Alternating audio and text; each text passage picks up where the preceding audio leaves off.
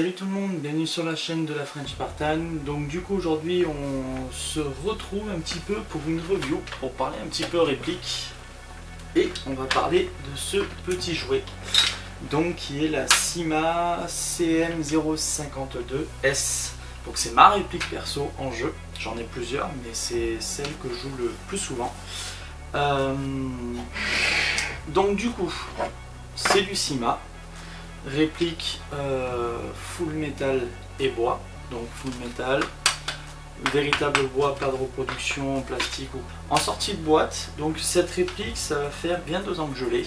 J'ai fait une petite upgrade dessus moi-même, petite, mais sinon de base ça tourne très bien. La seule chose c'est que ça tourne un petit peu trop fort, c'est le même Syma pour ceux qui connaissent. En sortie de boîte, vous avez tendance à taper à 380, voilà, généralement ça tape un peu fort.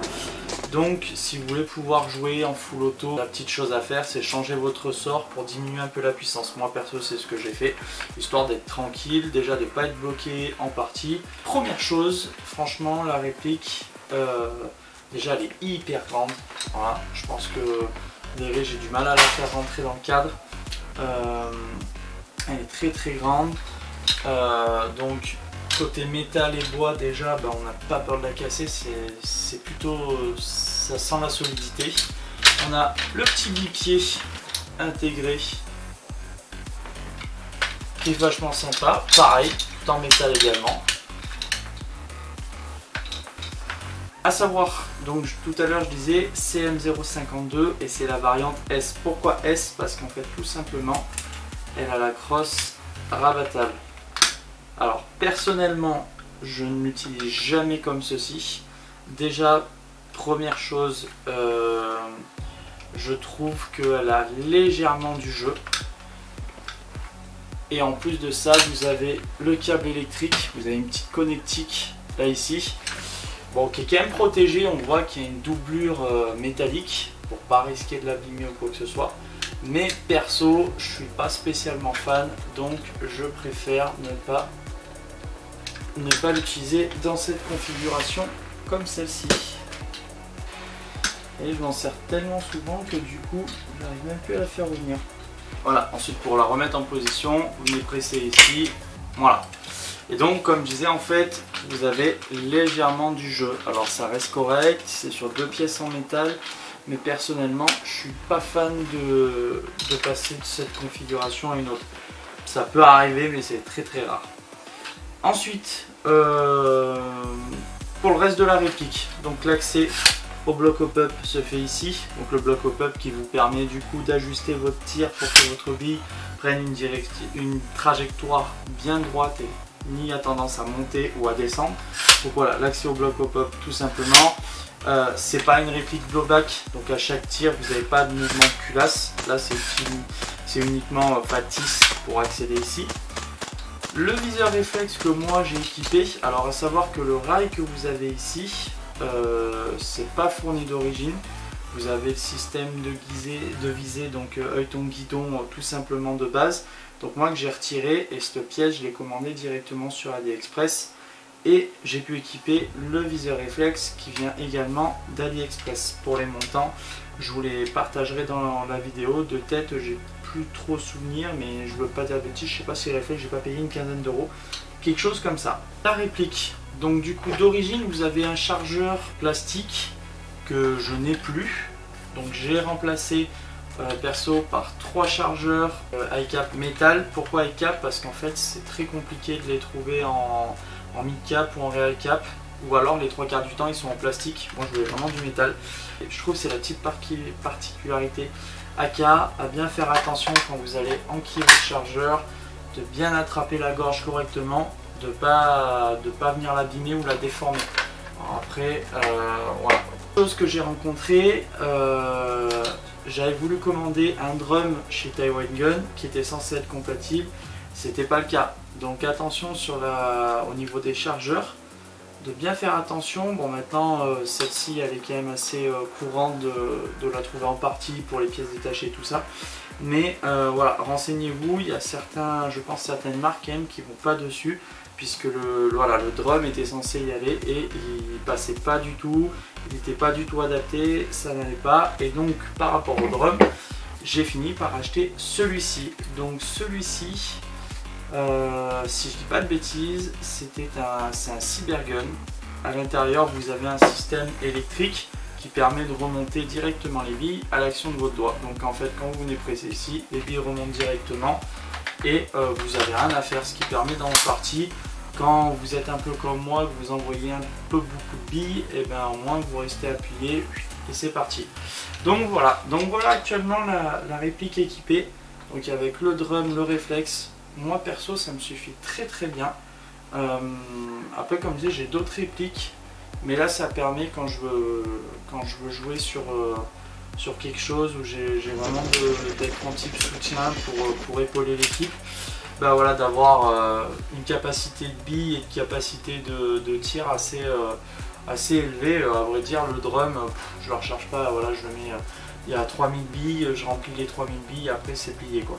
Au niveau de l'upgrade que j'ai fait, donc je vous marquerai par la suite dans la vidéo un petit passage au chronie pour voir les performances actuelles, parce que comme je disais, sortie de boîte ça tapait à 380.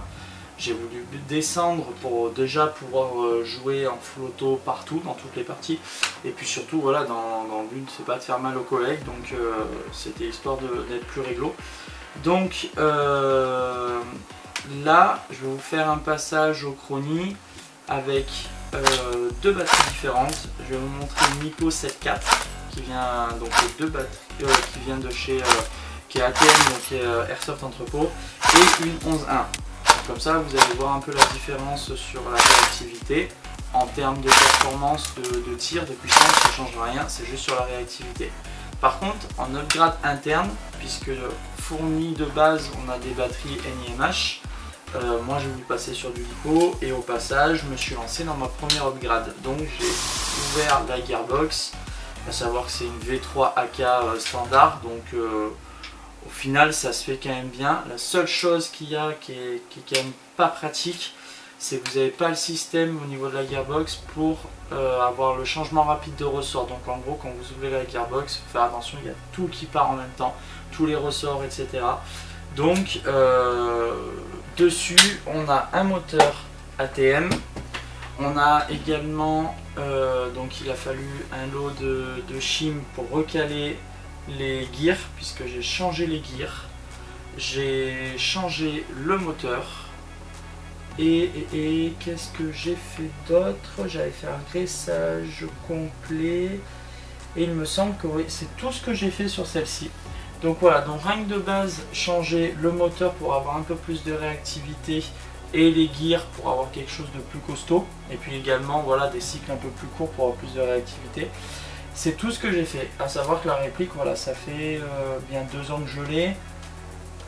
Franchement, bah, pour l'instant, elle tourne très bien, j'ai jamais eu de soucis, voilà.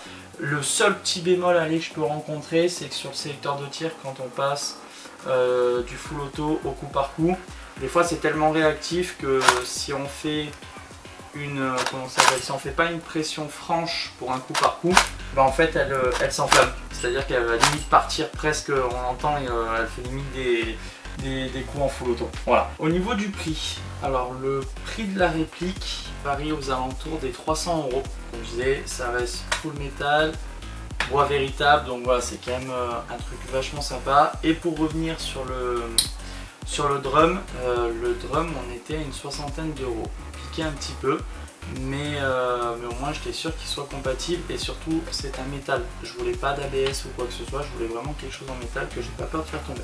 Voilà, si je devais faire le point sur cette réplique, le prix, le prix, l'utilisation, etc. Et ben franchement, moi je suis pas déçu. Je pense que vous pouvez y aller s'il y en a qui hésitent. Alors il y a deux aspects qui vont rentrer en compte, c'est la personne qui veut vraiment jouer soutien, puisque voilà, attention, c'est une réplique qui est quand même lourde. Alors c'est l'une des plus légères pour les répliques de soutien, je vous le dis. Par contre, au niveau de la sangle, moi j'ai une sangle avec un côté élastique qui permet qu'à chaque déplacement, ça vient assouplir le point. Parce que moi j'ai fait 2 parties sans sangle, vous allez voir, vous allez vite arrêter. C'est le poids, mine de rien, sur les 10 premières minutes, on s'en rend pas compte, après vous voilà.